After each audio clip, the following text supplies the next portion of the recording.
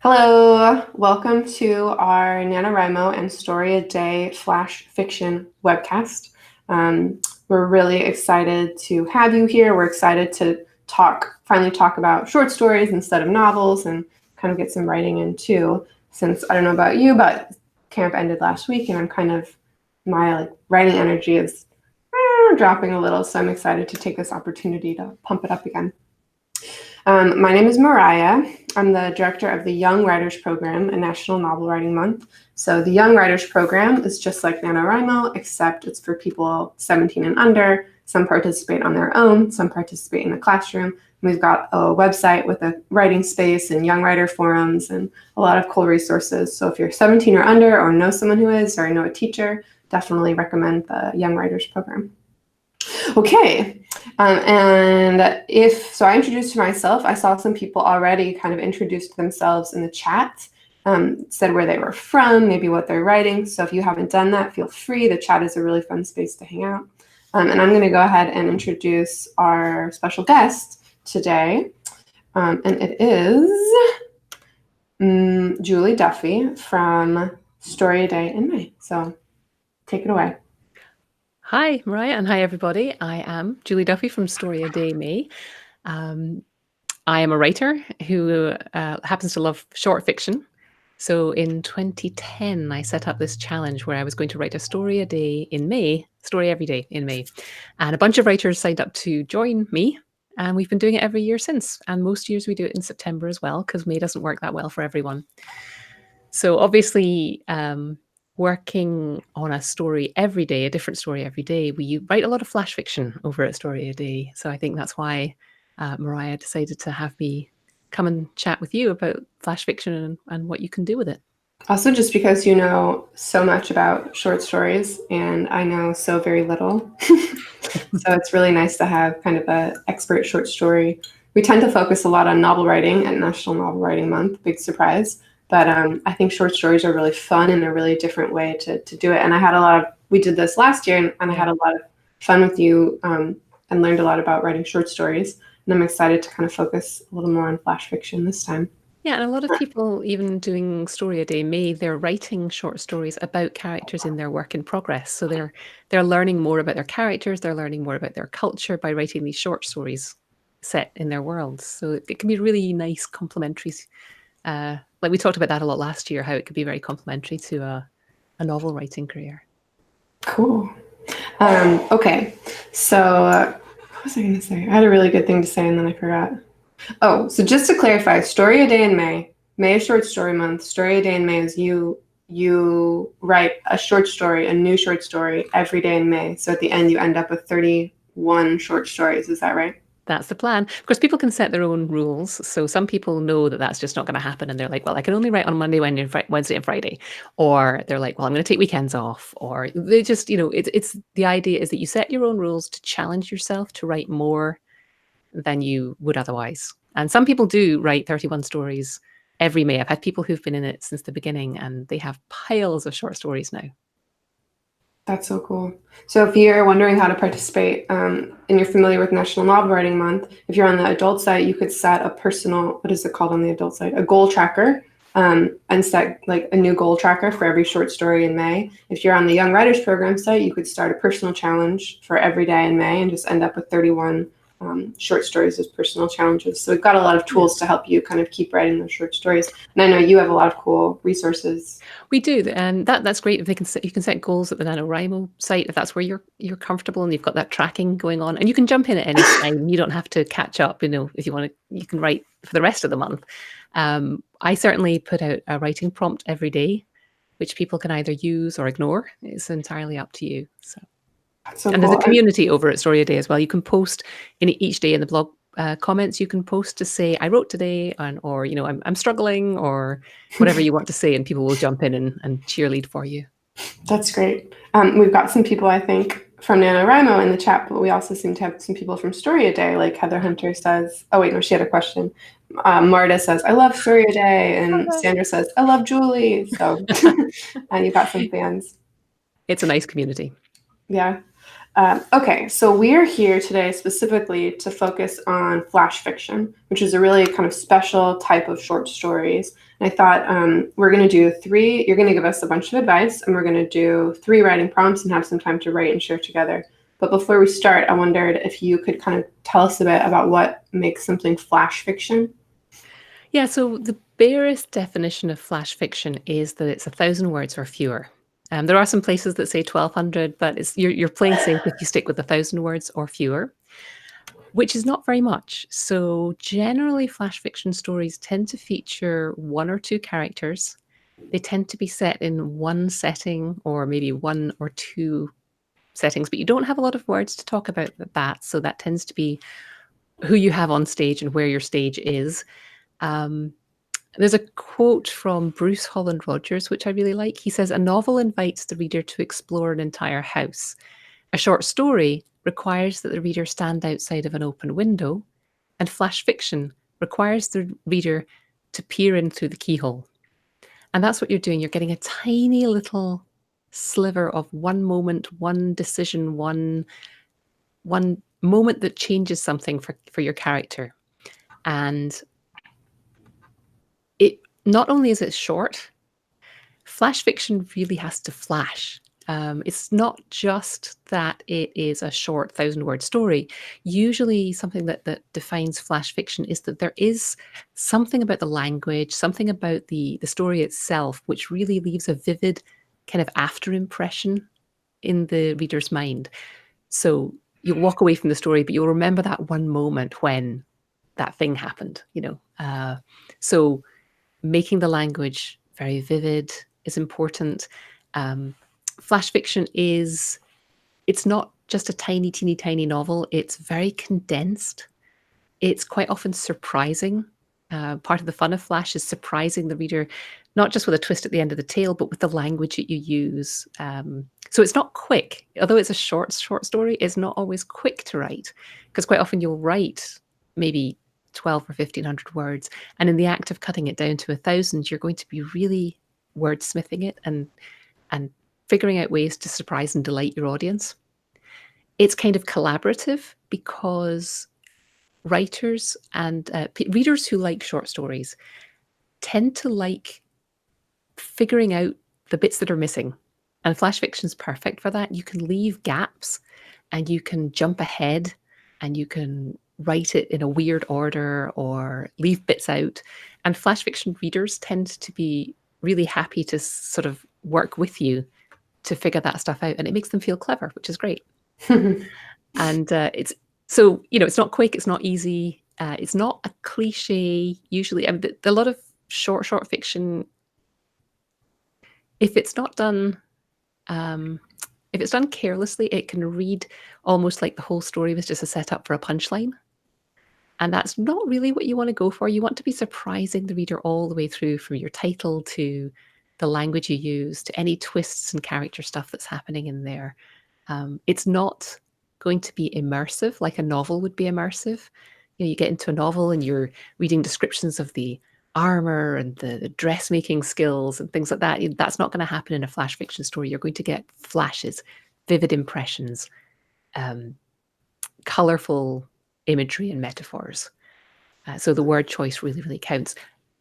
Like anything else, you can write a fast first draft, and the word choices, you just get the story out. But when you go back in to revise a flash fiction story, that's when you really start to make sure every word counts. So those are kind of the essentials of flash fiction. That's great. That's like a lot to think about.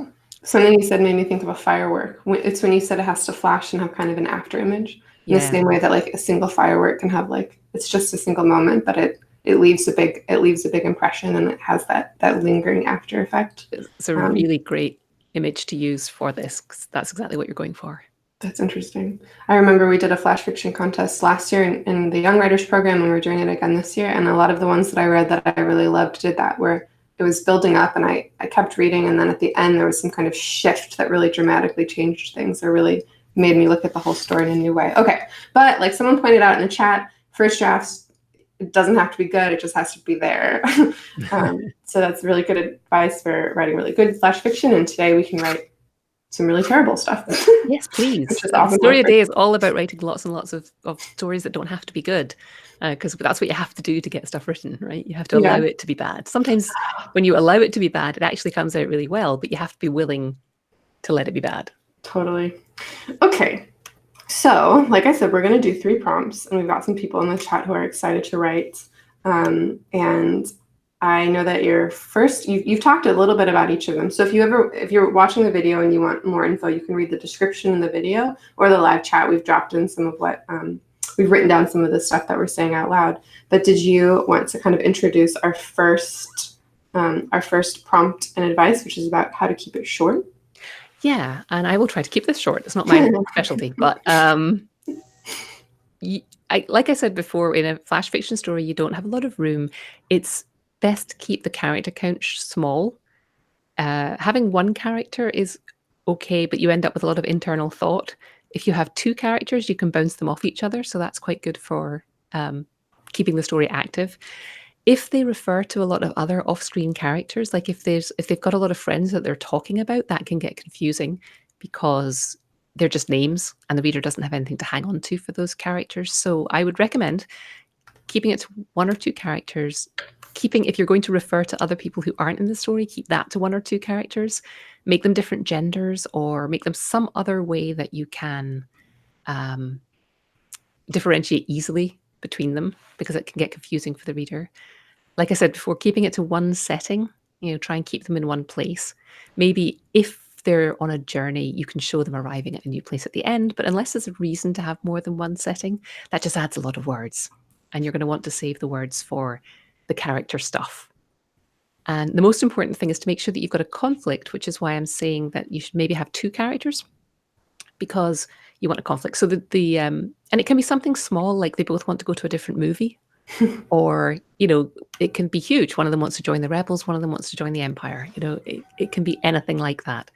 So that's where I came up with the prompt for this first one, is to tell a story about 2 characters who both sort of start in the same place, but they want different things out of the situation.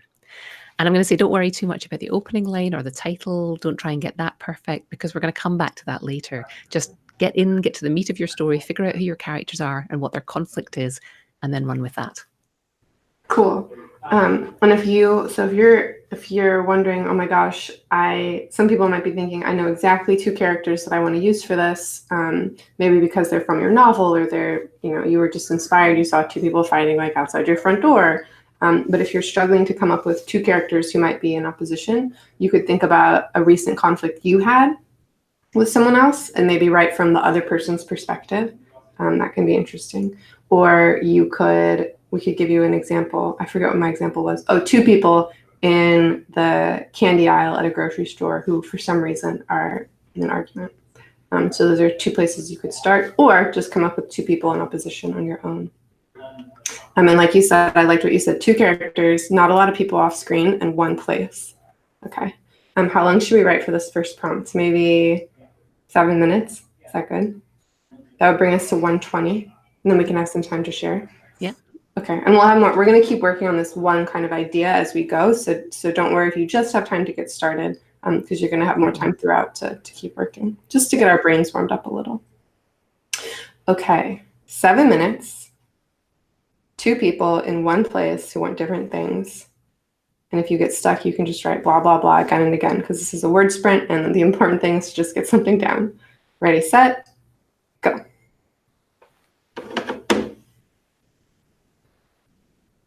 I'm going to do it too. I'm going to do my candy aisle idea.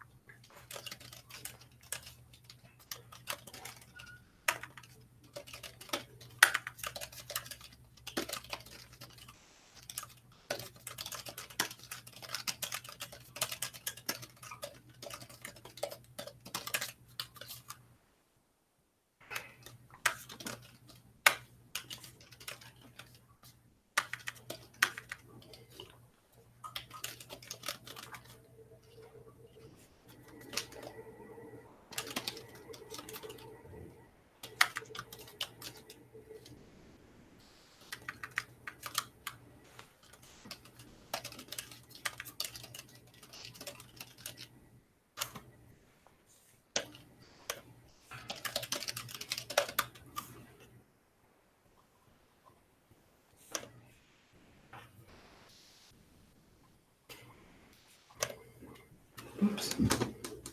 You got 2.5 minutes left.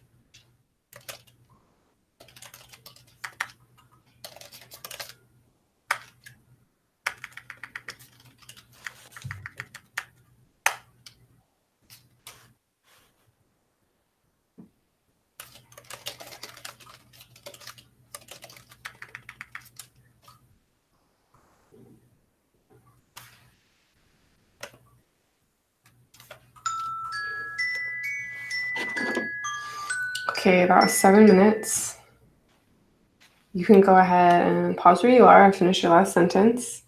And in the chat, if you want to drop in maybe how many words you wrote, or if you have a line or a paragraph you really enjoy, you can drop that in as well.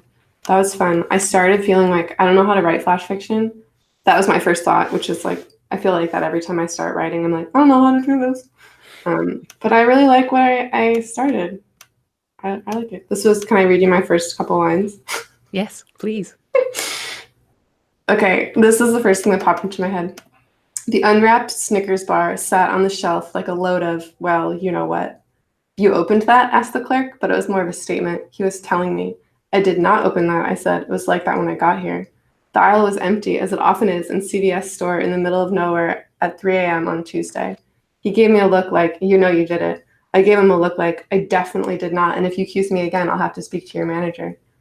Anyway, that's the first part of it, but then it took like a weird turn, and I'm excited to figure out what's going to happen.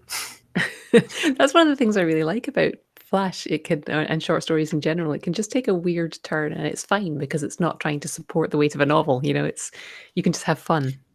Yeah. Let's see. So I'm looking for people dropping in the chat kind of how many words they wrote. So Calla wrote 280 words. Gianna wrote 147. Alexander wrote 687, which is a lot of words. Werbet has 150. Flawless has 150. Bonnie has 171. So a lot of great words. I think I wrote about 200 words there, it was fun too. I was like making myself laugh as I was writing because I didn't feel any pressure to, I didn't feel any pressure. That was kind of fun part. And Elizabeth C. shared a sentence. She says, at least Joan hoped it was a pleasure. Where did you put your excitement when you finally figured out why you were burning it all? I don't know what's happening there, but I'm interested. And Cal wrote 100 words of a scene between two teenagers, one who wants to get involved in activism and the other who doesn't want to rock the boat. Love that. Sounds like some great conflict could come out of that one. Yeah, it sounds like a pretty great conflict.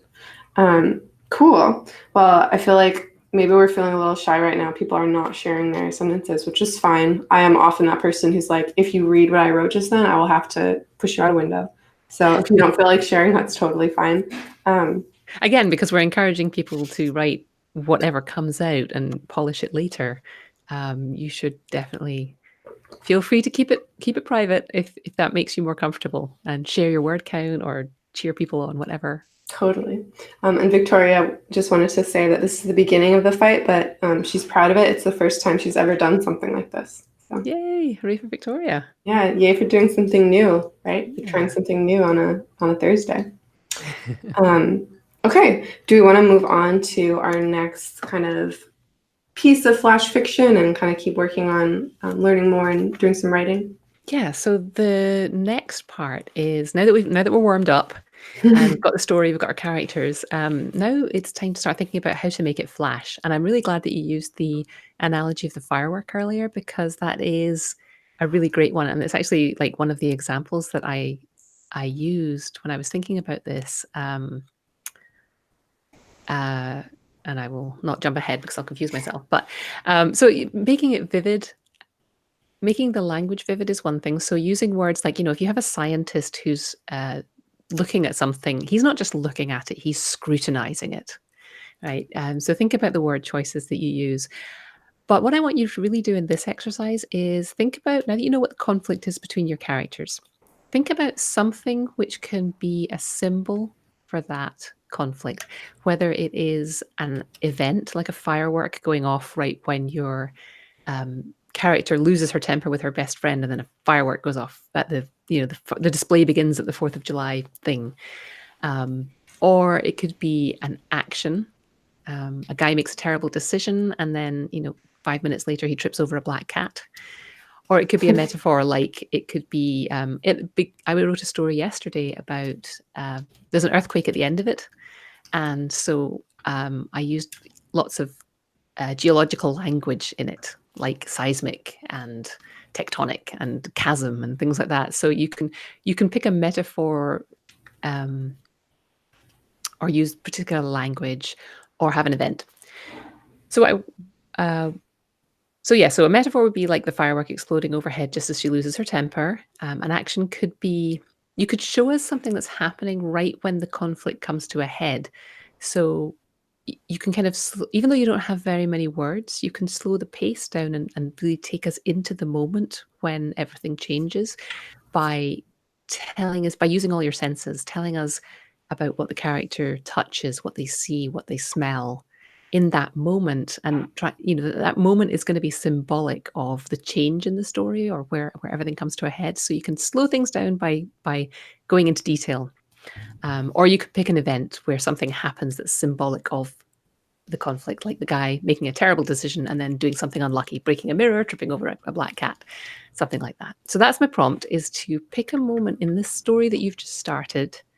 Think about the conflict you set up between your characters, what it means to each of them to either win or lose this moment.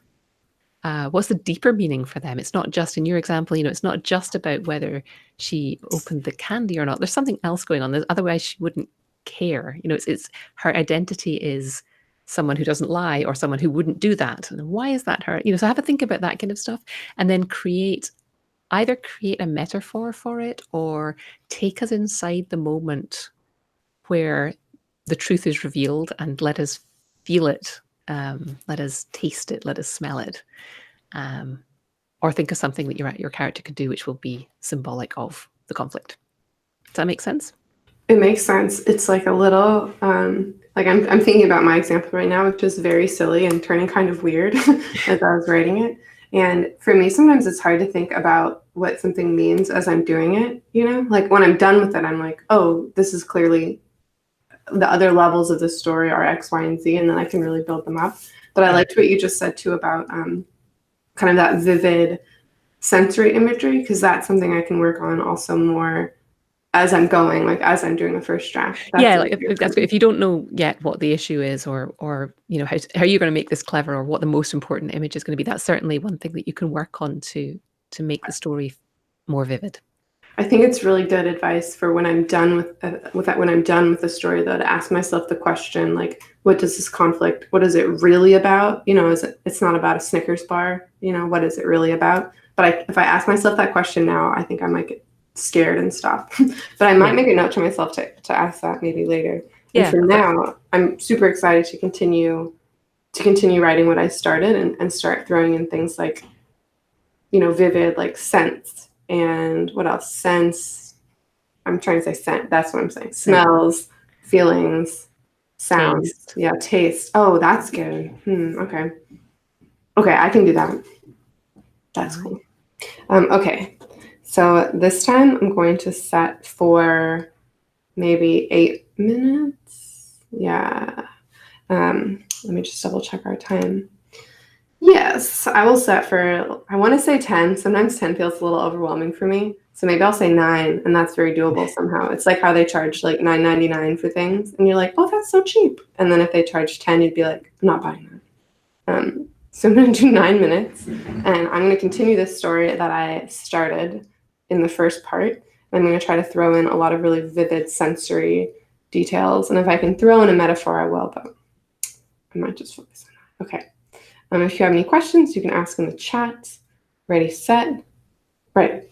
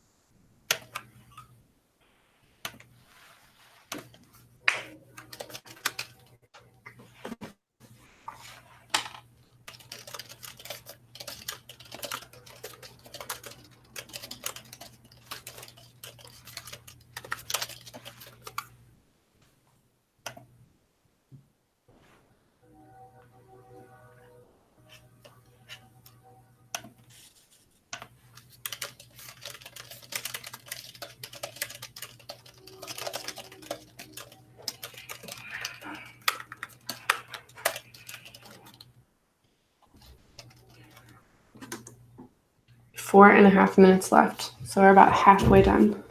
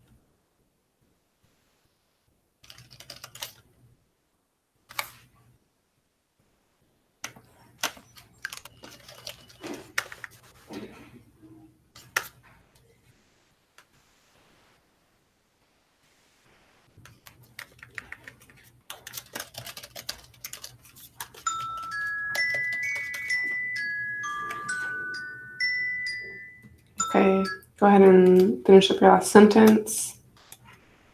And go ahead and stop. And in the chat, if you want to drop in how many words you just wrote or maybe your favorite line from what you just wrote, or if you just want to drop in how it's going for you, you can do that as well.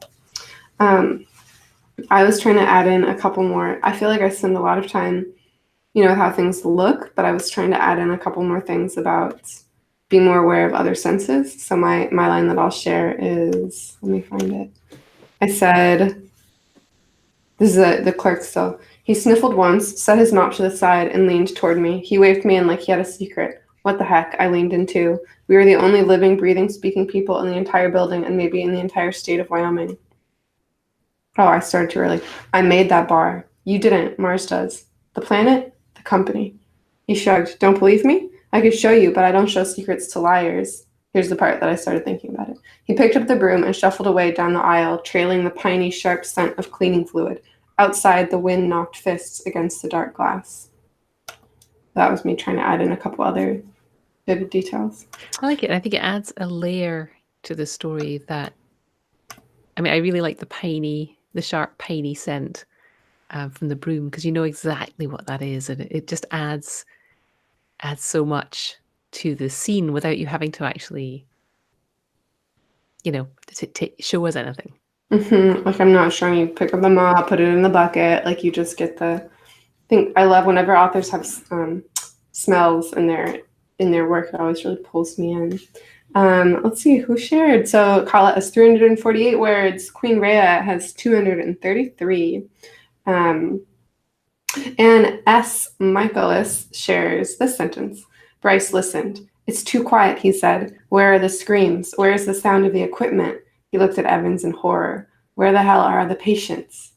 Ooh, that's intriguing. That's creepy. Queen Rhea said, I sat in the leather chair across my father's desk waiting for him to get there. Of course, he would force me to come to a meeting with him and be late to said meeting. I love that the leather chair part. Here's a sentence from SRD 555. She had just assumed that he was arrogant. She hadn't thought this for no reason. What kind of arrogant person would stop at the scene of such an immense disaster for strangers? These are good sentences. I'm interested in these stories. Yeah. I'll read maybe two more. Gianna said, stay. It was a terrible wail, and she threw herself at her mother's leg, clinging on for dear life against the nylon stockings. The runs in the mirroring the tracks, her tears made down her face. Oh, I like that. The runs in the stockings are so vivid. And then people are sharing just a couple things about the stories. My conservative character has developed a tic, which is going to play into the ending. That's cool. I love when you have flashes of an ending, like when you're like, oh, I see how this is going to wrap up and it's all going to connect. That's such a cool feeling. So somehow we've gotten very chatty in the chat right now. Do you mind if I share a couple more? Please. Okay. So Paula says, Sandy suddenly felt the undeniable lurch of a roadblock. She hadn't meant to hurt his feelings and told him so. I won't be staying for dinner tonight. I have some things to think about. Dun, dun, dun. And I like the one above it, the Bonnie wrote about. It's very tied together. The cracks refused to be papered anymore.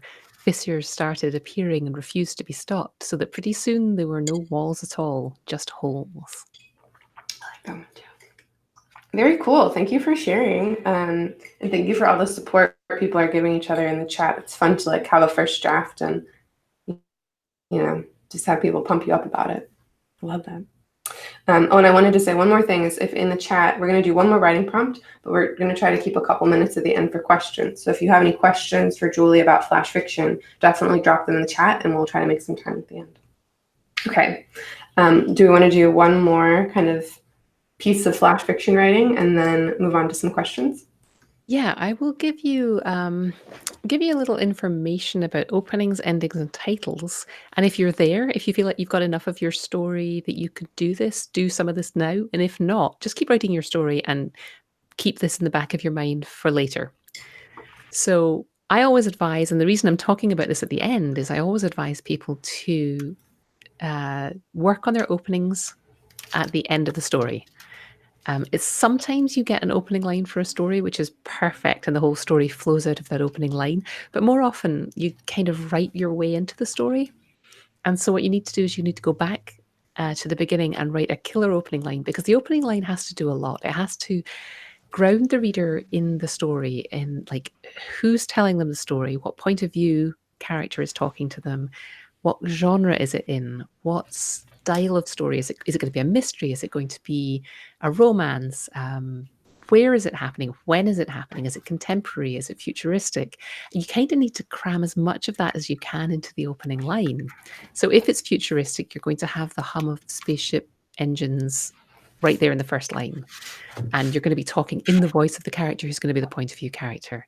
And if you can, now that you've written the story and you know what the conflict is and you have an idea of how it's going to end, if you can work something into that first sentence that hints at the conflict or the big flash image that you're going to come up with, that makes you look really clever. And you don't have to do it at the beginning. And it also makes your reader feel clever at the end when they spot it. And it doesn't have to be done until you actually know what the story's about. So there's a lot of stuff that you have to try and do with that opening line. So that's why I say don't even worry about the opening line until the story's done. So I had an example from Erin Morgenstern has a story, very, very short story called The Cat and the Fiddle. And it opens, I was tasked with finding the cat that could play the fiddle because the band needed a proper fiddle player and the sheep were lousy at anything but percussion. So in there, you know, it's a first person, somebody's in the story. We know we're in a nursery rhyme retelling. We know it's going to be kind of whimsical because the sheep are lousy at anything but percussion. It's not going to be a serious, dark, noir, urban fantasy retelling.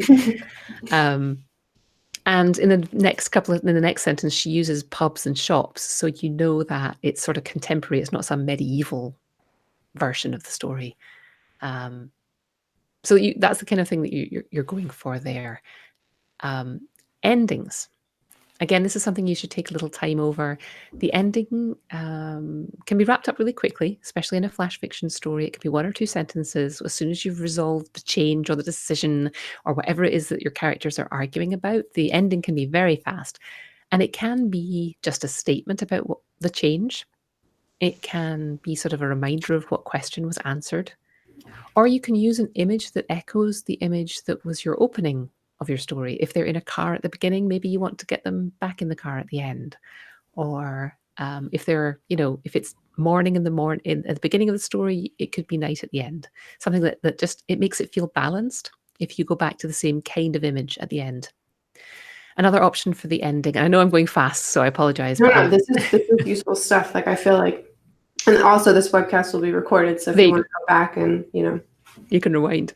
So another thing you can do at the end is you can have a poetic line. You can sort of end your story, end the conflict, and then just wrap it up with a poetic line. The last leaf dropped off the maple tree outside her window. Something sort of not directly related to the story, but that is poetic and symbolic.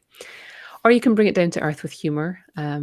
The cat and the fiddle story ends with, the dish really did run away with the spoon, but the fork was the only one who didn't see it coming, and he's still in therapy.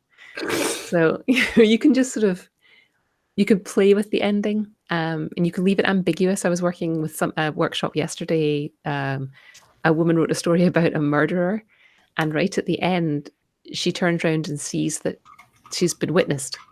And the author was like, I think I'm going to leave it there. And I was like, yes, because in the story, we will have learned enough about that character to know, or to at least make our own decision about whether, what she's going to do about that witness that's staring at her. And that's kind of fun for the reader. So you can leave it ambiguous as well. So that's endings. And then titles. The first thing to know about titles, especially with flash fiction, is that they don't count towards the word count. You can write a ridiculously long title if you want, and that's absolutely fine. I would say try and make it intriguing. Your title is not really telling people what the story is about. It's your advertising line for the story. It's your headline. So someone who does this really well is Karen Russell. She has stories called Vampires in the Lemon Grove, Gator Butchering for Beginners. Roxane Gay has Difficult Women, which is kind of intriguing. Like, what's that about? You can also make it unexpected and intriguing by taking a well-known phrase and changing it up. So instead of "the doctor will see you now," someone has a story called "the dog will see you now." You can take a phrase like "the early bird gets the worm" and change it. The early bird gets what's coming to him. Or you can take a phrase that's part of a phrase, like "necessity is the mother of invention" is an old chestnut. If you're writing a story that has some necessity in it, you could just take part of that. You could call your story The Mother of Invention. You can also use double meanings. There's a story called Stop, which is about a rest stop on a interstate highway, but it's also about a girl who's persistent. So when the reader gets to the end and the story ends with the word persist, you're like, oh, that's, you go back and look at the top. Oh, that's good. And then again, you feel clever. I love the idea that you can use your title as part of your story because it doesn't count. Like you kind of have to, right? A novel title doesn't have to do much work, but and it's so short, you kind of have to. There's a story, a teeny tiny story, and I think it's by Lydia Davis. And the title actually explains the whole story. The story is, he brought me roses but never asked me my favorite flowers. And the title of the story is Daffodils, actually. So you can play with that kind of stuff, and you can combine things like a penny saved, Franklin, a penny saved is a penny earned. You could use a penny saved and make it about a girl called Penny who's in peril. So there's lots of things you can do. You can use song titles; they can't be copyrighted. So yeah, that's lots and lots of things you can do with your title. Your main aim with your title, it's the sizzle that sells your story. It's the thing that pulls people in.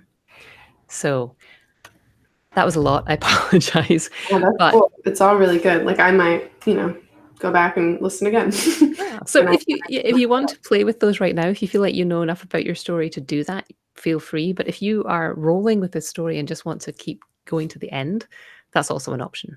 So cool. Those are my 2 optional prompts. Cool. So thinking about title, opening and ending, or just keep writing what we were writing.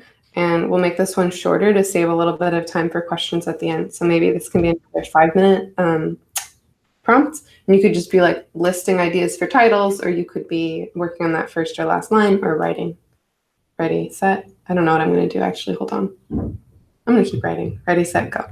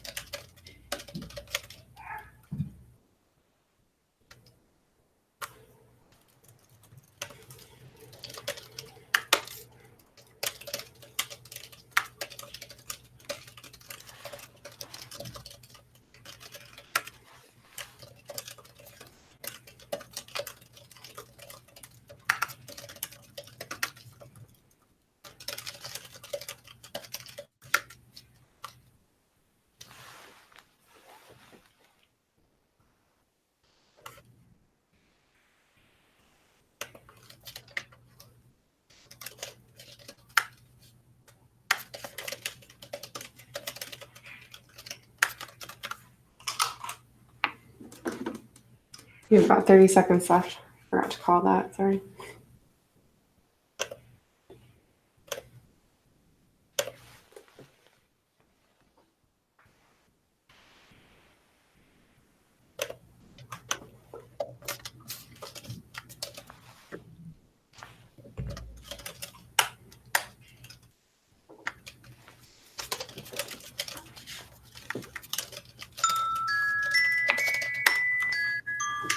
All right. You can finish up the last thing that you're writing. Maybe you came up with some titles. Maybe you came up with an opening and an ending. Maybe you were writing, like I was just continuing my story, and drop that in the chat. You can also drop in the chat if you have any quick questions about flash fiction writing or short stories in general for Julie. We can answer a couple. We have about 3 or 4 minutes left. Oh, and I see that StoryADay is answering some questions in the chat, which is great. Cool. I did not write that many words that one. I wrote about 112 words, which is fine. But drop in the chat. And I don't want to read it because it got a little wild and it's a first draft, so I'm letting it sit for a little bit before I share it. But maybe you guys want to share. And if you don't have questions, I can ask a couple questions too. Well, there was one person who already asked if they are writing, they're a natural marathoner, I think, because they're writing, 100,000 word books and experienced at doing that. So how does somebody like that actually write a short story? To which my answer is maybe you don't. Maybe that's not going to be a comfortable place for you. Maybe, if you don't love reading short stories, if somebody's not offering to pay you to write a short story and you don't love it, then it's okay not to write short stories, But if you want to, there are techniques you can learn, and some of them we've talked about today, limiting the number of characters, limiting the scope of the story to one moment, one decision, one conflict. Thinking about that, looking through a keyhole, if anybody remembers what those old-fashioned keyholes looked like. I think that's a good point, that like it's not like a thing you do because it's easier than writing novels. It's a thing you do because you really love the form and love reading the form. And if you don't like that, then don't do it. It can be a good way to practice the art of getting through the middle of a story and wrapping a story up. And so it can be useful training ground, but it's not necessarily. If you are naturally an epic storyteller, then you're going to have a much easier time writing novels than I do, and that's okay. Bonnie asks, how much do the requirements of flash fiction mean that we inevitably engage in magical realism? What do you think? Oh, that's a really interesting question. It certainly is easy to go that way. I also see surprisingly quite a lot of mystery in flash fiction. You come in because that helps keep it twisty. But magical realism certainly is something that is easy to go for. You don't see as much like straight realism, maybe. Like probably a lot of genre stuff, sci-fi and mystery and sort of fairy tale type stuff. I feel like realistic fiction needs a little bit more space to because there's not that moment of, there's not that really twisty moment or that like really vivid. It kind of needs more time to build, maybe. Although I will say your friend Grant's 100 words. our pal Grant is the Grant. His 100-word stories site, and they've got their book, which I was reading through, and a lot of that is realistic fiction. So it can be done. That's cool. That's super cool. That's a great question, because I do feel like I started mine and it sounded realistic, and it quickly turned into kind of like gothic horror, kind of magical realism. Oh yeah, it definitely lends itself to the form. Someone says, what's magical realism? I would Google it. I think you're going to get a better answer if you Google it. I think it's kind of like, it has a long history, but I think the way we're using it, we mean kind of like elements of fantastical in a real world setting. That's a pretty good summing up, yeah.